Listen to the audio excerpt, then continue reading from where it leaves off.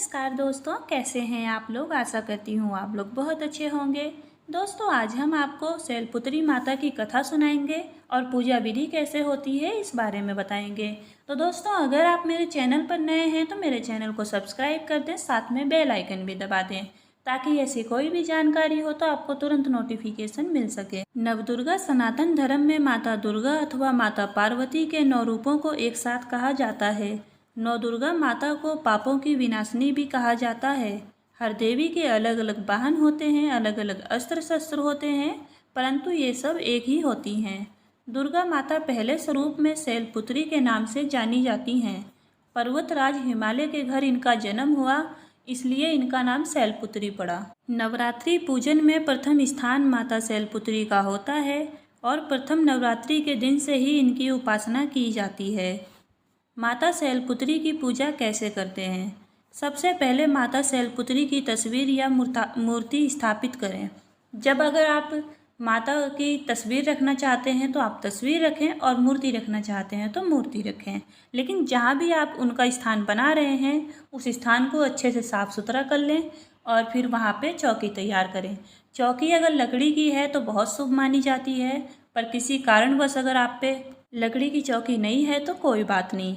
आप जहाँ पे इनका स्थान बना रहे हैं उस स्थान पे लाल रंग का कपड़ा बिछाएं और फिर इनकी मूर्ति या तस्वीर स्थापित करें और फिर लाल रंग की रोली आती है, उस रोली से इनका तिलक करें। माता के माथे पर तिलक लगाएं और माता को फूल, फल और मिठाई अर्पित करें। मिठाई अगर आपने घर में बनाई है तो बहुत अच्छी बात है, इसलिए वही मिठाई आप उनको अर्पित करें।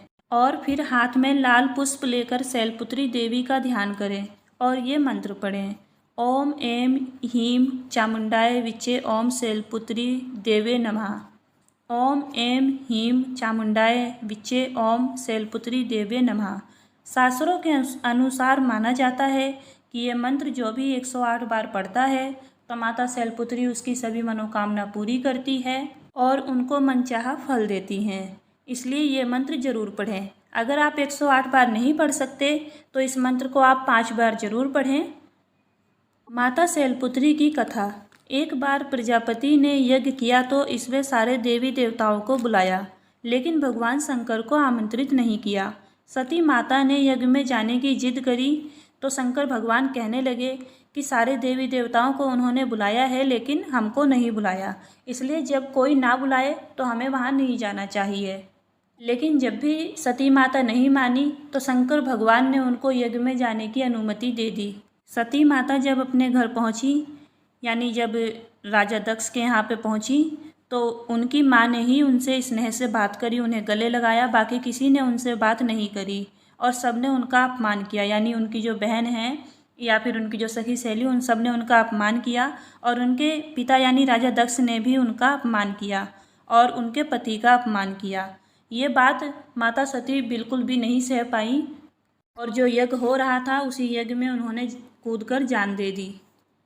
जब ये बात शंकर भगवान को पता चली तो शंकर भगवान ने उस यज्ञ को विध्वंस करा दिया। फिर यही सती अगले जन्म में शैलराज हिमालय की पुत्री के रूप में जन्मी और शैलपुत्री कहलाई। पार्वती और हेमवती भी माता शैलपुत्री के नाम हैं।